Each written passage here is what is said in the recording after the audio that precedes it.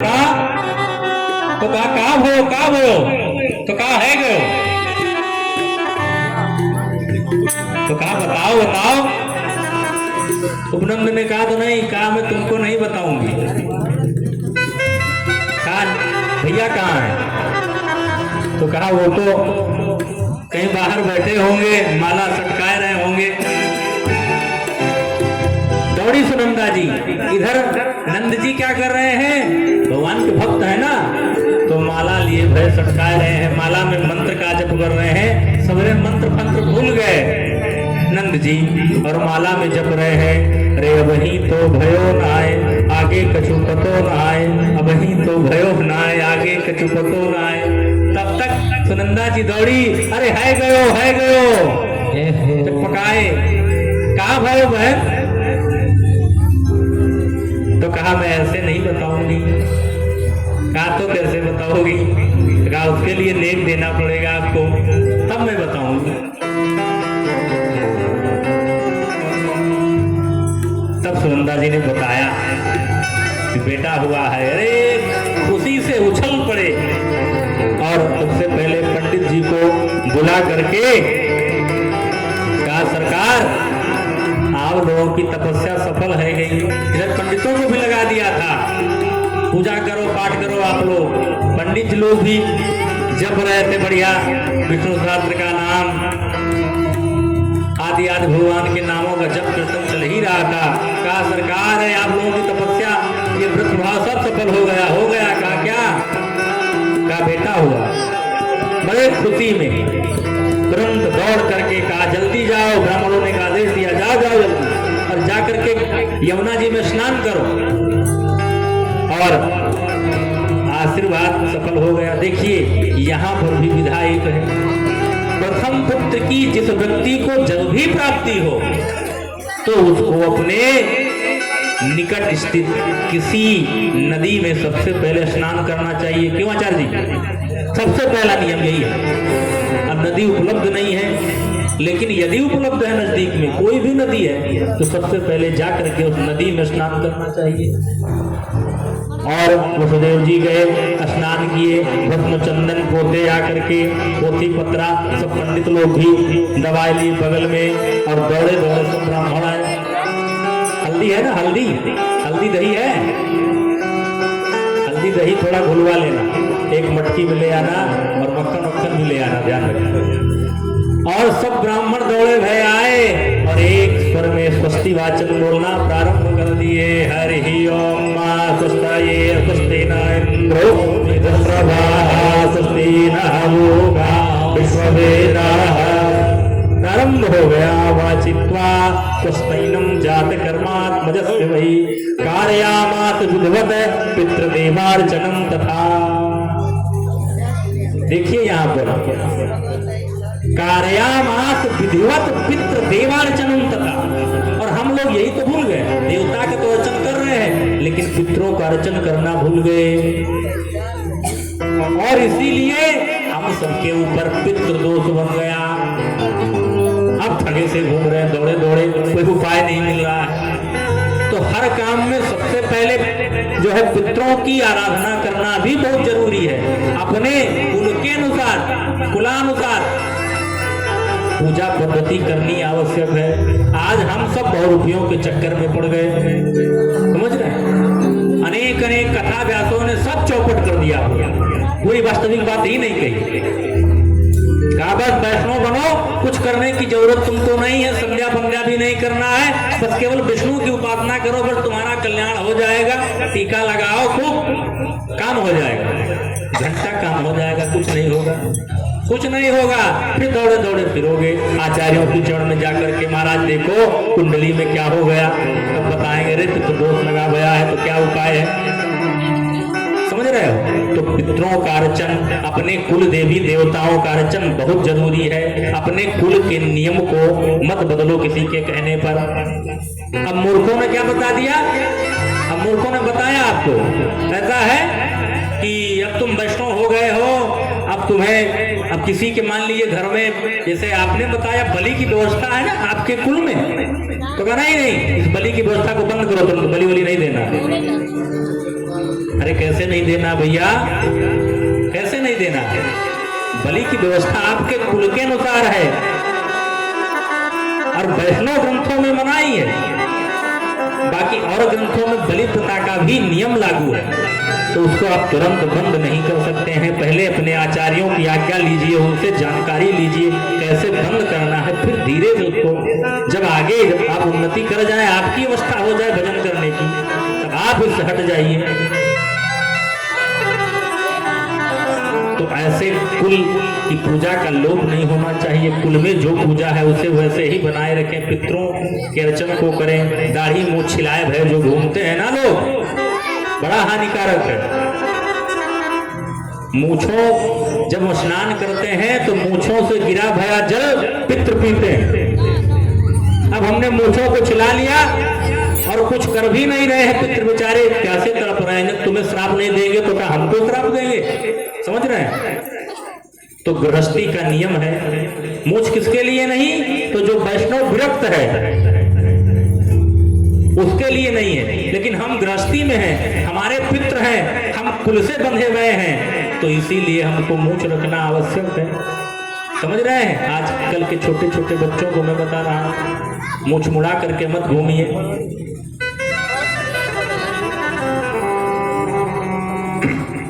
और फिर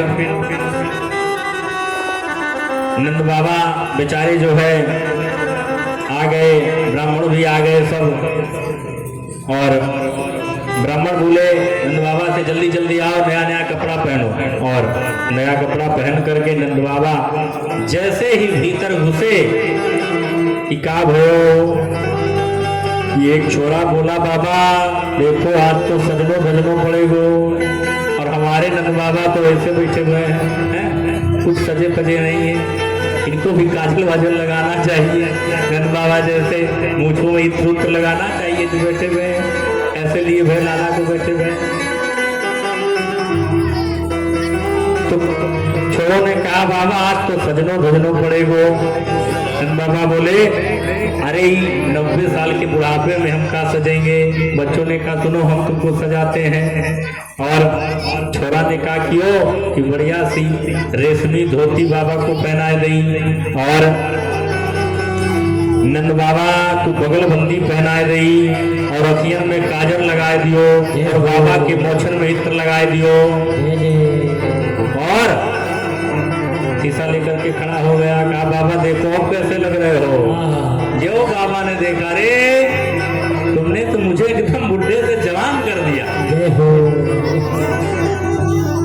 कहा अच्छा सच्ची सच्ची बताओ कैसा लग रहा हूँ? थोड़ा सा हंस करके बोले अरे बाबा बहुत सुंदर लग रहे हो। और बाबा को मुंह में पान दबाए दियो और पगड़ी भी पहनाए दी। तो बालक कह रहा है तुमको कौन कहेगा कि तुम 90 बरस के हो? अब तुमको कोई नहीं कहेगा। और सुसज्जित होकर के नंद बाबा बड़े सुंदर लग रहे हैं। ब्राह्मणों ने जात कर्म संस्कार किया और कहा बाबा हाँ बैठो पूजन करना है, और बैठाल दिया। ब्राह्मण लोग मंत्र पढ़ने लगे, ओम अक्षतात् सर्वश्रेष्ठ कुंकुमक्ता सुशोभिता मया निवेदिता भक्त ग्रहाण परमेश्वर। कहा यजमान जी अक्षत चढ़ाइए। नंद बाबा ने उठाई शक्कर चढ़ा दी। कहे बाबा तारे है गए? कहा अरे शक्कर की नहीं कह रहे अक्षत की कह रहे। अरे बा भूल गए। कहा वाह बाबा। और फिर ब्राह्मण फिर मंत्र पढ़ने लगे, तो स्नान का मंत्र पढ़ा। कहा बाबा अब जरा जल वल चढ़ाओ।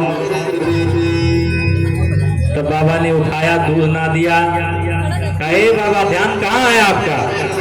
कहा सच्ची सच्ची बताओ ब्राह्मण लोग क्षमा करना, मेरा ध्यान तो अपने लाला में अटका गया है, मेरा ध्यान पूजा में नहीं लग रहा। तो ब्राह्मणों ने कहा ठीक है सरकार आप उठिए, क्योंकि इसीलिए देखिए ब्राह्मण का वर्ण इसीलिए होता है। ब्राह्मण वर्ण होने के बाद यदि यजमान सक्षम नहीं है पूजा करने में, तो वर्ण किया भया ब्राह्मण उसका जो पूजा करेगा उसका फल उस यजमान को मिलेगा। तो ब्राह्मणों ने कहा उठिए हम ही सब कर लेंगे, आप तो उठिए यहाँ से। और बाबा चल दिए और संकल्प करवा दिया गया। कार्यामास विधिवत पितृदेवार्चनम तथा पूजा पाठ भया। नंद बाबा ने हाथ में जल लेकर के तुरंत 2 लाख गायों का दान कर दिया और संकल्प करके ब्राह्मणों को दिया और अन्न के साथ विशाल पर्वत बना करके ब्राह्मणों को दान में दे दिए। अब हम यहाँ की तो नहीं जानते, लेकिन हमारे क्षेत्र में जब भी कोई कथा होती है तो जैसे बिटिया का विवाह नहीं होता वैसे पूरी व्यवस्था की जाती है, सब कुछ। शायद हमको लग रहा बस बेड बाकी रहता क्यों रंजीत भैया, सब कुछ दिया जाता है। तो धेनूनां नियुते प्रशा प्रदातात् विप्रेभ्यः समलंकृते तिलाद्रीन् 7 रत्नौः 7 सौंभावरावृतान्। नाई ने पूरे ब्रज में दुहाई लगा दी और जहाँ गोपी ग्वालन को खबर लगी कि सब गोपियां सुंदर सुंदर श्रृंगार किए दौड़ती भागती मैया को बधाई देने जा रही हैं। ग्वाला भी पगड़ी बांध बांध करके दही माखन मिश्री के मटका बधाई में ला ला करके नंद बाबा को बधाई दे रहे हैं। अरे बाबा ने जल्दी लाला को मोड़ो तो दिखा। बाबा बोले 1 घंटा दे तो हम ऐसे बैठे हुए हैं। अरे हमने भी अभी मोड़ो ना देखो। अच्छा बोले हाँ। अरे को काऊ को भीतर ना जाने दे रहे हो। तो गोपियां आई और सब गाने बजाने में मस्त हो गई और दिव्य नंदोत्सव प्रारंभ हो गया। और सब कह रहे हैं सब हम भी गाएंगे कि अरे हाथी घोड़ा पालकी जय कन्हैया लाल की। हाथी घोड़ा हाथी घोड़ा पालकी जय कन्हैया लाल की। हाथी घोड़ा पालकी जय कन्हैया लाल की। हाथी घोड़ा पालकी जय कन्हैया लाल की। हम कहेंगे नंद के आनंद भयो। तुम क्या कहोगे? जय कन्हैया लाल। तुम नंद के आनंद भयो। अरे नंद के आनंद भयो जय कन्हैया लाल की। नंद के आनंद भयो जय कन्हैया लाल की। नंद के आनंद भयो जय कन्हैया लाल की। जय कन्हैया लाल की। जय कन्हैया लाल की। जय कन्हैया लाल की। जय लाल की। नंद के आनंद भयो जय कन्हैया लाल की। के आनंद भयो जय कन्हैया लाल की। जय कन्हैया लाल की। जय जय गोपाल की। जय कन्हैया लाल की। जय जय गोपाल की। नंद के आनंद भयो कन्हैया लाल की। के आनंद भयो जय कन्हैया लाल की। अरे हाथी दिनो घोड़ा दिनो और देखो काल की। हाथी दिनो घोड़ा देखो और देखो काल की। तो नंद बाबा क्या क्या लुटा रहे हैं? बोल रहे हैं सर्वस्व लुटा रहे हैं, अपना कुछ बाकी नहीं रहता है। अरे हाथी दिनो घोड़ा दिनो और दिनो काल की। हाथी दिनो घोड़ा दिनो और दिनो काल की। नंद घरा नंद भयो जय कन्हैया लाल की।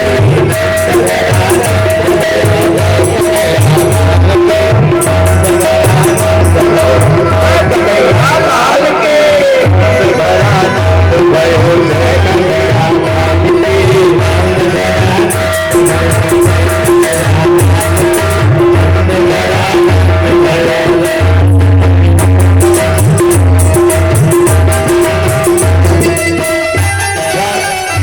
जैसे हम लोग तो बोल ही रहे हैं, आपकी आवाज भी आनी चाहिए। जय कन्हैया लाल के। हाथी घोड़ा पाल की। जय कन्हैया लाल। बोलिए जय कन्हैया लाल के। हाथी घोड़ा पाल की। बोलिए जय हो। अरे जय कन्हैया लाल की। हाँ जय कन्हैया लाल की। जय कन्हैया। अरे नंद घरा नंद भयो जय कन्हैया लाल की, घरा नंद भयो जय कन्हैया लाल की, घरा नंद भयो जय कन्हैया लाल की, घरा नंद भयो। अरे कौन को दी है हाथी घोड़ा पाल के, कौन को दी है हाथी घोड़ा, कौन को दी है पाल के, हाथी घोड़ा कौन दी है पाल के, नंद घरा नंद भयो नंद घरा नंद भयो कन्हैया लाल की, घरा नंद भयो कन्हैया लाल की। लुटाई जा रही नंद भवन में। क्रिकेट कब चलेगा? क्रिकेट कब चलेगा?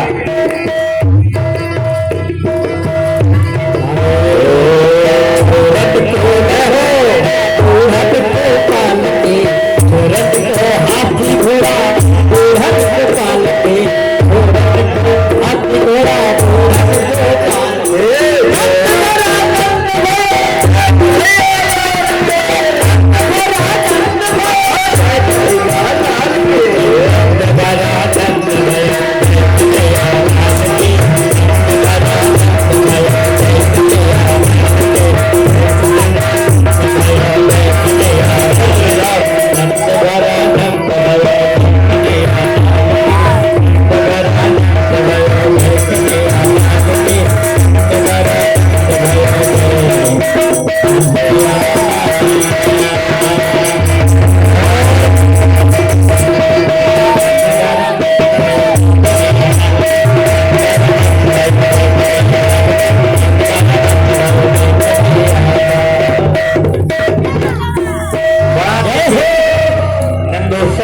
चल रहा है।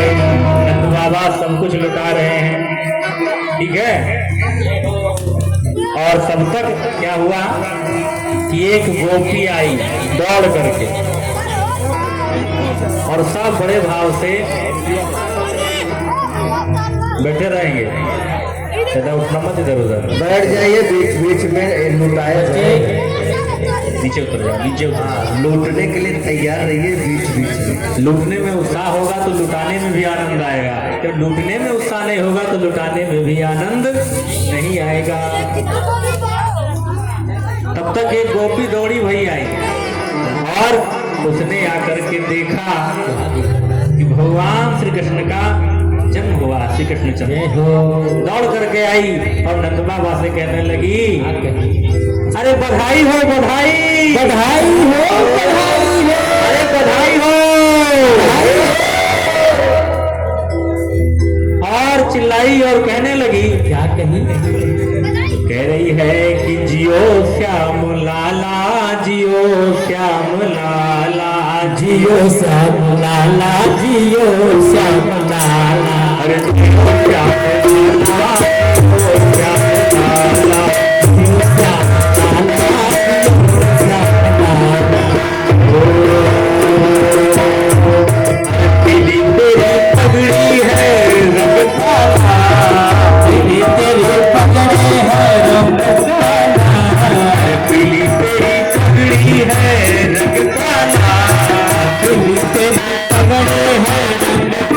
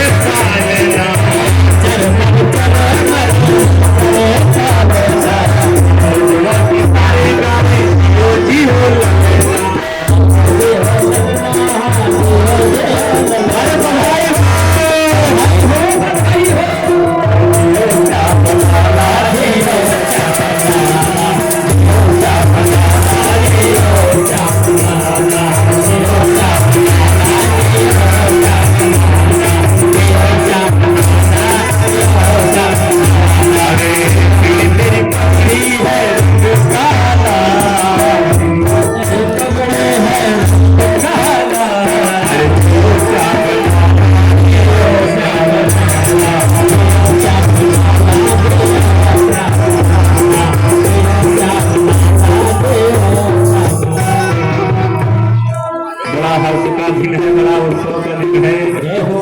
तो बधाई की सुबेला में और आगे बढ़ते हुए होते हैं आज नंद द्वारे, सब बड़े भाव से गाएंगे और नाचेंगे भी झूम करके। अरे आज नंद द्वारे बधैया बाजे, आज नंद द्वारे बधैया बाजे, बता दो बधैया बाजे, आज नंद द्वारे बधैया। भैया पवन भैया सभी बताओ को खड़ा करके सबको नृत्य करना है, सब खड़े हो जाइए भैया। और हमारे भक्त जी जितने भक्त हैं और बधाइयाँ देते जाएंगे। बिना बधाइया के चावर का सोहर नहीं होता।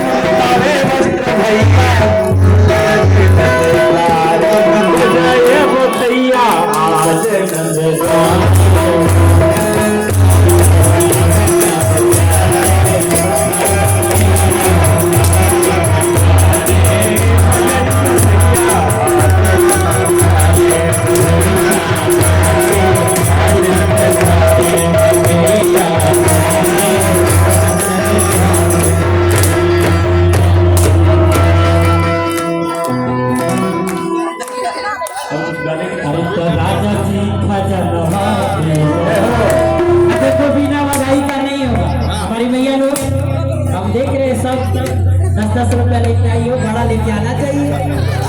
पवन भैया आपके परिवार से सबसे न्यौछावर मिलना चाहिए।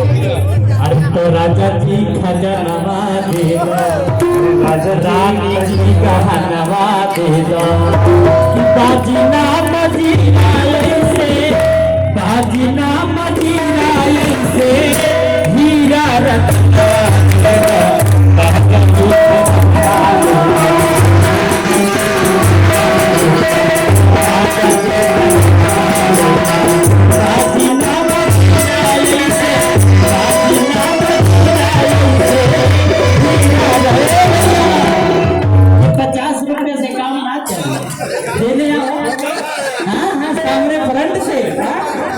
राजा जी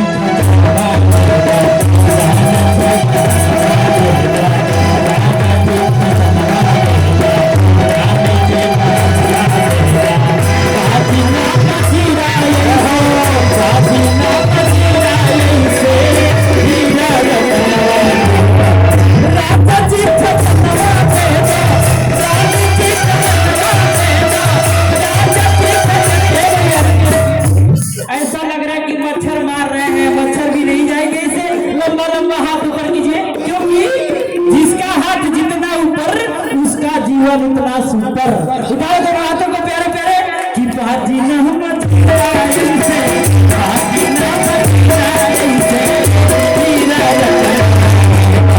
राजा जी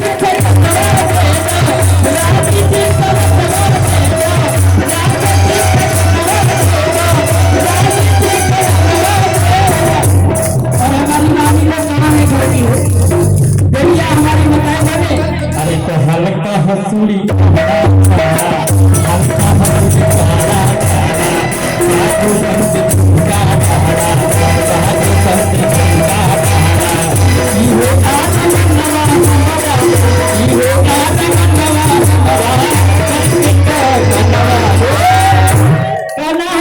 तो हर किसी के जिंदगी में कभी खुशी कभी गम होता है। यूं तो देखिए हमारे भाई की तरफ से एक बार जोरदार ताली बजाओ। यूं तो हर किसी के जिंदगी में कभी खुशी कभी गम होता है। बुआ जी जय हो। और हमारे दीदी जी के भी तरफ से अच्छा हमारे क्या नाम है भैया का? बसदेव है तूफानी भैया जय हो भैया। आज तूफानी नहीं, आज बसदेव है। हाँ जय हो, बड़ी बड़ी कृपा भगवान की। यूं तो हर किसी के जिंदगी में कभी खुशी कभी गम होता है और भगवान के जन्मोत्सव में नाच कर हाजिरी वही लगाता है जिनके हाथों में दम होता है। तो उठाओ दोनों हाथों में। अरे तो हल्का हंसी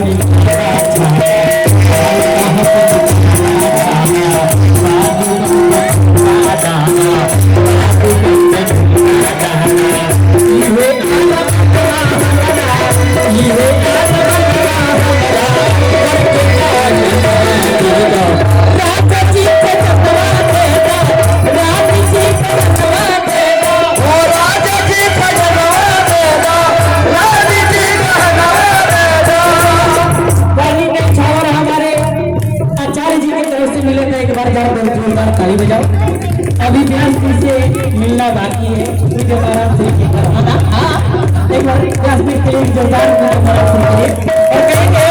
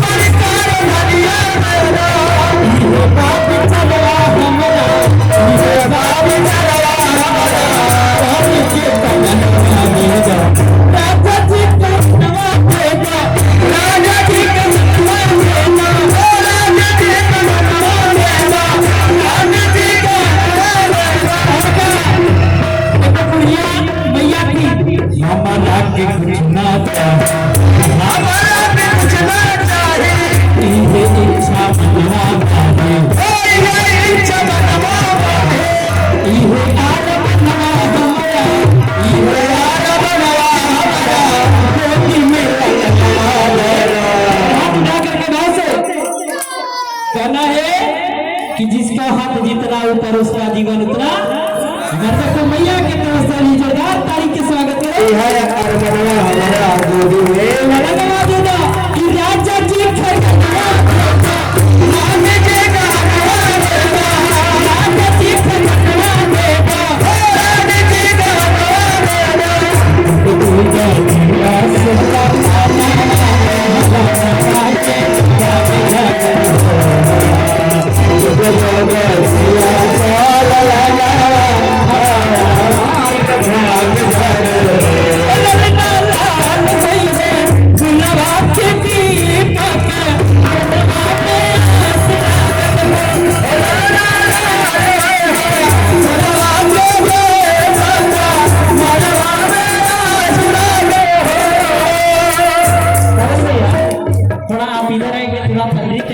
बड़ी अच्छे डांस करते हैं।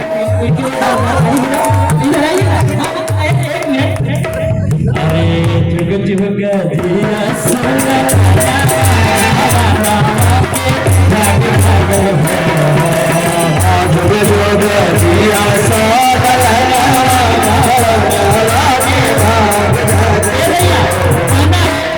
कभी सूरज की याद आती है तो कभी चंदा की याद आती है। रवि तो भैया कभी सूरज की याद आती है तो कभी चंदा की याद आती है। और हमारे पवन भैया आती है जब नाचते हैं तो गोविंदा की याद आती है। उठाओ तो वहां से को अरे जुग जुग जिया से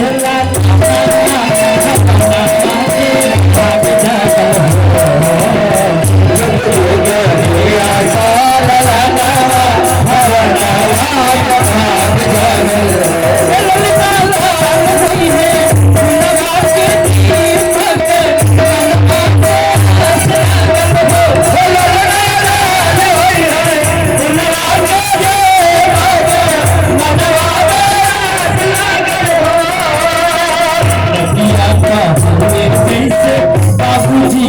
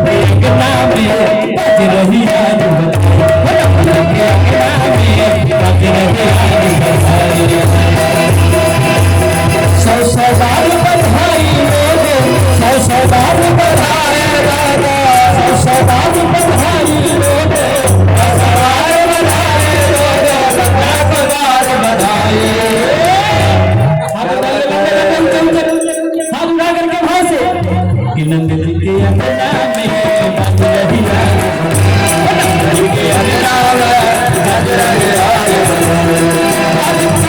कमली राना में जया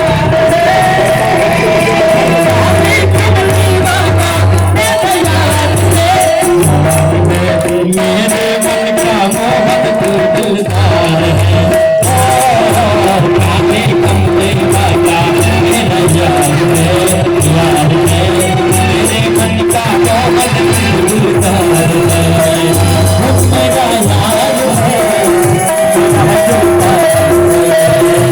मेरा यार है। भगवान से कितने में तो दिल लगा है हाथ उठा के प्यारे मेरे बताना। अब भगवान का भरोसा हो तो वो मेरा यार है मेरा दिलदार है वो मेरा यार है मेरा दिलदार